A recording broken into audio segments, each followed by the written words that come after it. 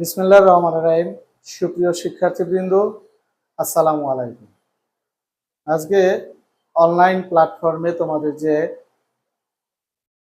অঙ্কটি গাণিতিক সমস্যা দেখাবো সেটা হচ্ছে পদার্থবিজ্ঞান, নবম দশম শ্রেণীর পদার্থবিজ্ঞান গতি অধ্যায়। আমরা এর পূর্বে গতি অধ্যায়ে ময়মনসিংহ 2024-এর 2 নম্বর অঙ্ক করিয়েছি। আজকে তোমাদের ময়মনসিংহ 2024-এর ঘ নম্বর অঙ্ক করাবো। আমরা একটু দেখে নিই ঘ নম্বর অঙ্কে উদ্দীপকে কি দেওয়া আছে। আমার উদ্দীপকের সময় এবং বেগ একটি লেখচিত্র দেওয়া আছে। এখানে সময় 0 সেকেন্ড, বেগ 0 সেকেন্ড। সময় যখন 20 সেকেন্ড তখন বেগ আছে 4 মিটার পার সেকেন্ড। সময় যখন 40 সেকেন্ড তারপরে বেগ দেওয়া আছে 8 মিটার পার সেকেন্ড। সময় যখন 80 সেকেন্ড তখন বেগ দেওয়া আছে 12 মিটার পার সেকেন্ড। সময় 100 সেকেন্ড তখন বেগ দেওয়া আছে 6 মিটার পার সেকেন্ড এবং 120 সেকেন্ডে বেগ দেওয়া আছে কত 0 মিটার পার সেকেন্ড। তো আমাকে বলছে উদ্দীপকের তথ্যের আলোকে ত্বরণ সময় লেখচিত্র এঁকে এর গাণিতিক বিশ্লেষণ দাও। তো ত্বরণ সময় লেখচিত্র আঁকতে হলে আমাকে সারণীতে যে দেওয়া আছে, যেটা দেওয়া আছে সেটা অনুযায়ী আমি একটি চিত্র এঁকে নিব।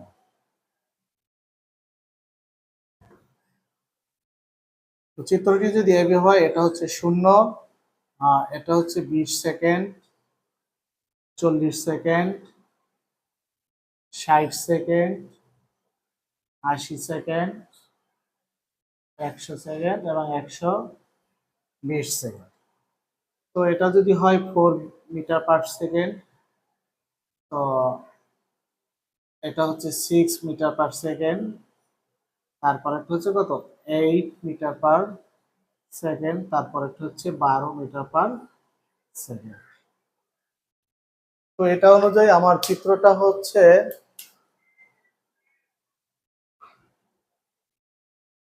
ষাট।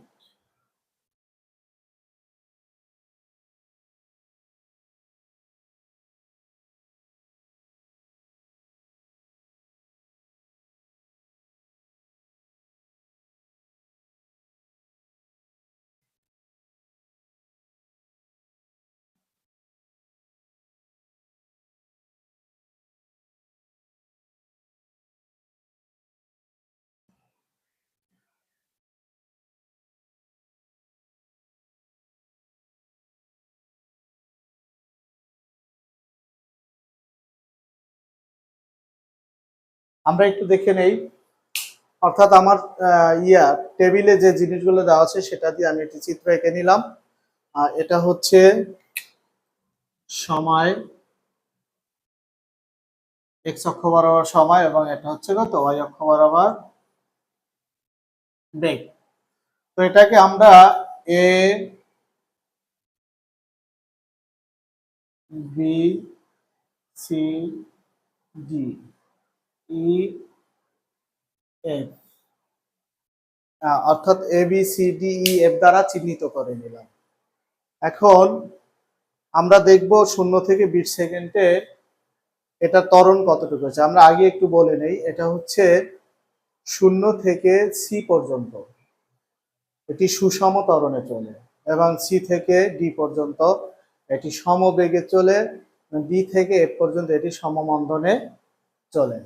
তো আমরা 0 থেকে সি পর্যন্ত প্রত্যেকটা ক্ষেত্রে, অর্থাৎ প্রতি 20 মিনিটে 0 থেকে 20 সেকেন্ডে কতটুকু ত্বরণ হয়েছে, 20 থেকে 40 সেকেন্ডে কতটুকু ত্বরণ হয়েছে, 40 থেকে 60 সেকেন্ডে কতটুকু ত্বরণ হয়েছে, আমরা প্রতিটা ক্ষেত্রে ত্বরণ নির্ণয় করব।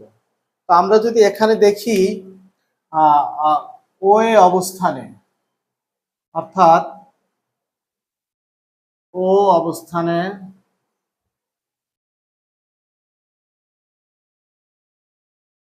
আদিবেগ,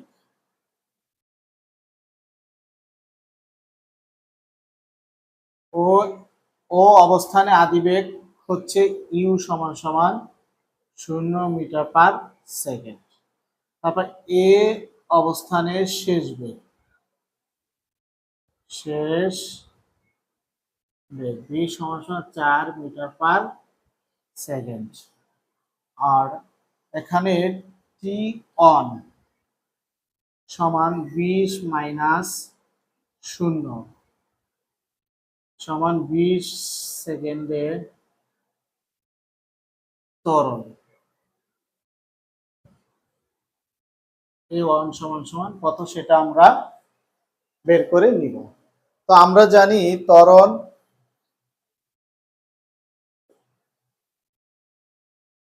a1 সমান সমান v minus U divided t1, অর্থাৎ এখানে a1 এবং t1 এ কারণে ধরলাম কারণ আমাকে এখানে একাধিক ত্বরণের মান বের করতে হবে, আর যেহেতু একাধিক সময় দেওয়া আছে এ কারণে a1 এবং t1 দ্বারা আইডেন্টিফাই করে নিলাম।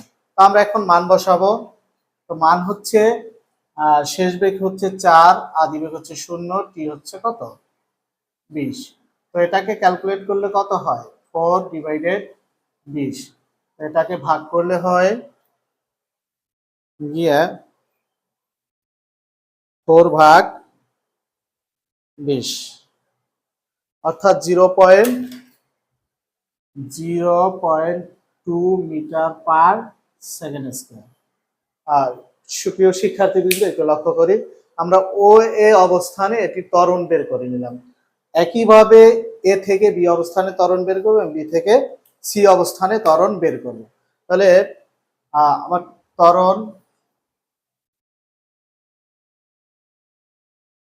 A2 সমান সমান b minus U divided t2। এখানে কি কি মান আছে, এ অবস্থানে আদিবেগ হচ্ছে 4 মিটার পার সেকেন্ড এবং বি অবস্থানে শেষ বেগ হচ্ছে কত 8 মিটার পার সেকেন্ড। সময় হচ্ছে 40 বিয়োগ 20 সমান 20 সেকেন্ডে ত্বরণ A2 সমান সমান কত।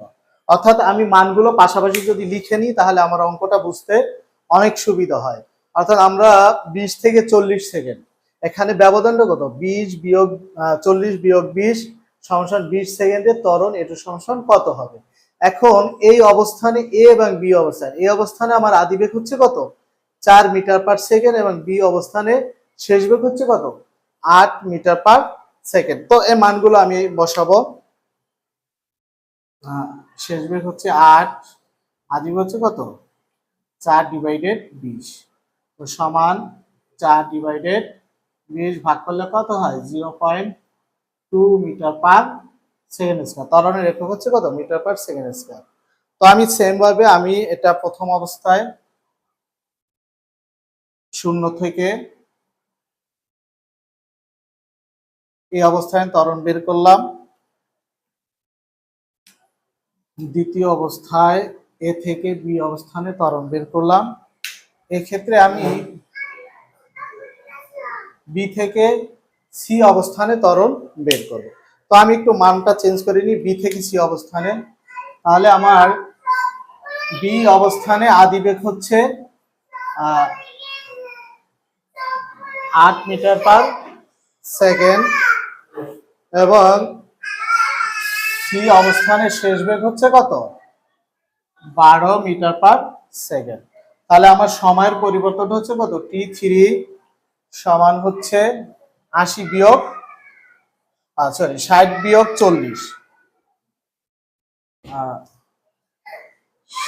60 বিয়োগ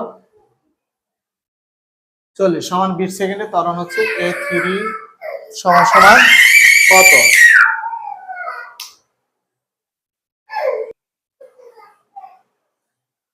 তো আমরা A1 A2 অবস্থানে যেভাবে ত্বরণ বের করলাম আমরা সেম ভাবে কি A3 অবস্থানে ত্বরণ বের করব। তো ত্বরণ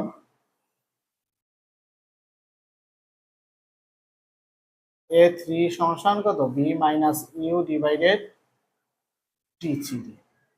তো এক্ষেত্রে আমার শেষ বেগ হচ্ছে 12 মিটার পার সেকেন্ড, আদিবেগ কত হচ্ছে 8 মিটার পার সেকেন্ড এবং t3 হচ্ছে 20।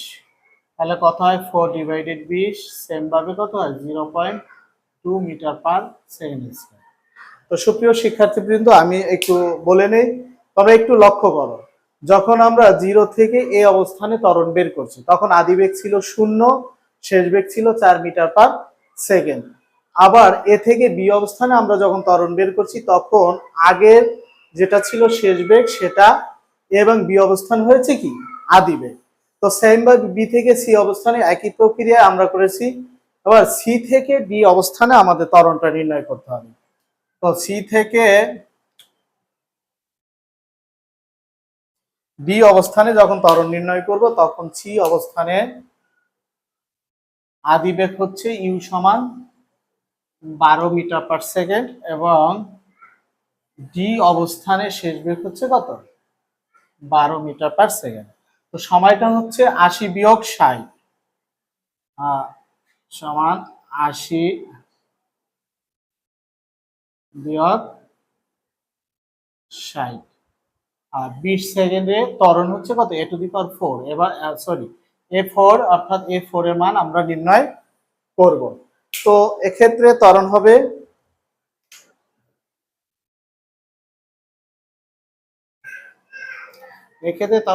A4 সমান V মাইনাস ইউ ডিভাইডেড কত T4। তো আমরা এখানে আমাদের হচ্ছে শেষ বেগ হচ্ছে 12, আদি বেগ হচ্ছে কত 12, সময় হচ্ছে 20। তো 0 ডিভাইডেড 20 সমান 0 মিটার পার সেকেন্ড স্কয়ার, অর্থাৎ এখানে কোনো ত্বরণ নেই, এখানে ত্বরণ হচ্ছে কি 0। তো একই প্রক্রিয়ায় আমরা ডিই অবস্থানে ত্বরণ বের করব। তো আমরা এটা মুছে দিচ্ছি।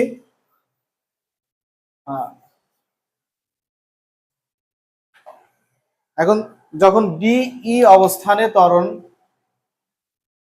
বের করব তখন আমাকে দেখে নিতে হবে ডি অবস্থানে আদিবেগ হচ্ছে কত 12 এবং ই অবস্থানে শেষ বেগ হচ্ছে কত 6। এই ই অবস্থানে আমার শেষ বেগ কত সি দেওয়া আছে। তো শেষ বেগ হচ্ছে সি মিটার পার সেকেন্ড এবং T4 সময়টা হবে কত সময়টা হবে হচ্ছে 100 বিয়োগ 80। 100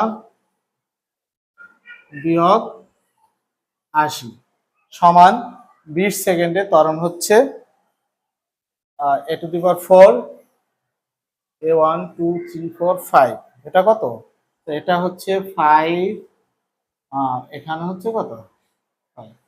তাহলে ডিই অবস্থানে আমার ত্বরণটা হচ্ছে অতএব ত্বরণ A5 B minus U divided T5। তো আমি যদি মান বসাই আমার মান হচ্ছে কত শেষ বেগ হচ্ছে 6, আদি বেগ হচ্ছে কত 12 ডিভাইডেড 20 সমান মাইনাস 6 ডিভাইডেড 20। তো এটাকে ভাগ করলে হয় 0 মাইনাস 0 পয়েন্ট কত 3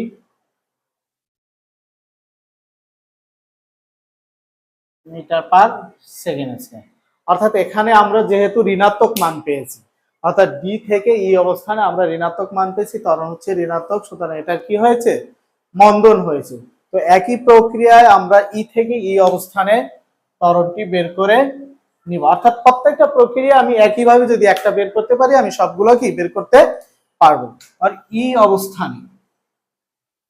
অবস্থানে আদিবেগ হচ্ছে কত 6 এবং বি অবস্থানের শেষ বেগ হচ্ছে কত এখানে 0। তাহলে T6 120 বিয়োগ 120 বিয়োগ কত 100, অর্থাৎ 20 সেকেন্ডে ত্বরণ হচ্ছে A6। তো এক্ষেত্রে ত্বরণ হচ্ছে কত অতএব ত্বরণ A6 B minus U divided T6। তো আমি মান বসাবো, আমার মান হচ্ছে 0 বিয়োগ 6 ডিভাইডেড 20 সমান মাইনাস 6 ডিভাইডেড 20 সমান minus 0.3 metre per second square. তো এক্ষেত্রে হচ্ছে আমার ত্বরণটা হচ্ছে -0.3 মিটার পার সেকেন্ড স্কয়ার, অর্থাৎ ঋণাত্মক মান, যেহেতু ঋণাত্মক মান পেয়েছি এক্ষেত্রেও কি আমার মন্দন হয়েছে।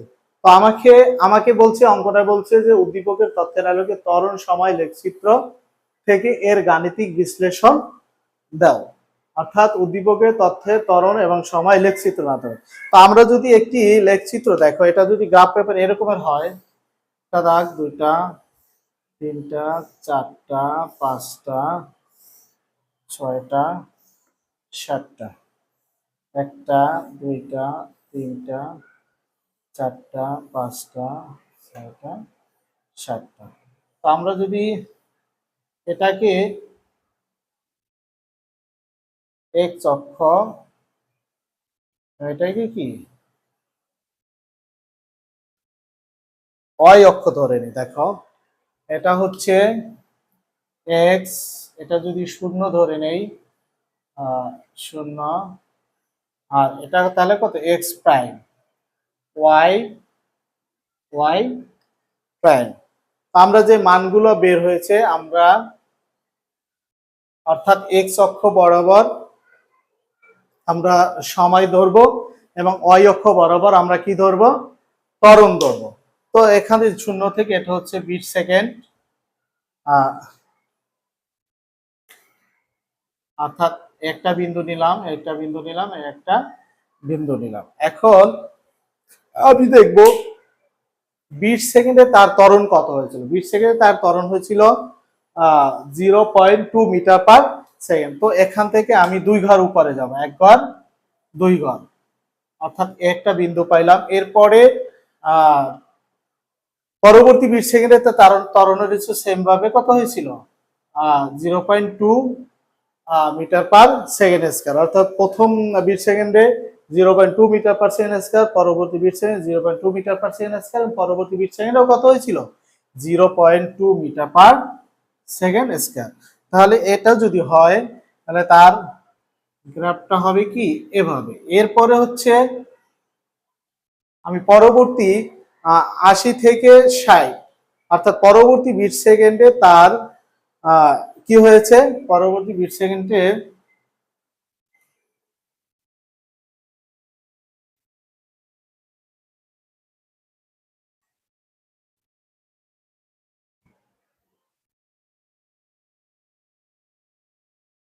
পরবর্তী 20 সেকেন্ডে সমবেগে গেছে। আর সমবেগে গেলে আমরা জানি কি এটার কোনো ত্বরণ হয় না, যেহেতু এটা ত্বরণ হয় না, এটা কি ছিল, অর্থাৎ এটা মূল বিন্দুগামী। হ্যাঁ, এখানে এরপরে পরবর্তী 20 সেকেন্ডে তার মন্দন হয়েছে, অর্থাৎ -0.3। তো আমরা যদি এটা মাইনাস মানটা বসাই তাহলে কত হয়, তাহলে হয় অর্থাৎ 1 ঘর 2 ঘর 3 ঘর, এই মানটা এখানে পড়ে। কোথায় পড়ে, এখানে। এর পরবর্তী শেষ ধাপে অর্থাৎ ই এফ অবস্থানেও কি তার মন্দন হয়েছিল। ই এফ অবস্থানে তার মন্দনের পরবর্তী 20 সেকেন্ডে তার মন্দন হয়েছিল কত, সেম 0.-0.3 মিটার পার সেকেন্ড, অর্থাৎ সেটা হচ্ছে এই বিন্দু। তো এখানে আমার গ্রাফটা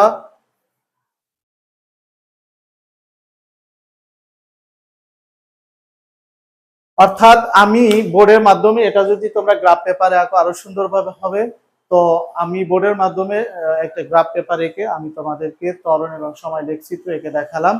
তো সুপ্রিয় শিক্ষার্থীবৃন্দ, এই অঙ্কটি তোমরা খুব ভালোভাবে করবা, কারণ হচ্ছে এই ধরনের অঙ্ক প্রায় পরীক্ষায় আসে এবং বিশেষ করে বোর্ড পরীক্ষাগুলো অবশ্যই থাকবে। গতি অধ্যায় থেকে এই অঙ্কগুলো নিশ্চিত থাকবে। শুধু এই অঙ্কগুলো যদি তুমি এক্সারসাইজ করো এবং এরকম চিত্র এঁকে চিত্রের মাধ্যমে বুঝে বুঝে এক্সারসাইজ করো, আমি ইনশাল্লাহ আশা করি তোমরা পদার্থবিজ্ঞান গতি অধ্যায় তোমাদের এমন কোনো সমস্যা থাকবে না। তো সকলকে ধন্যবাদ। আসসালামু আলাইকুম।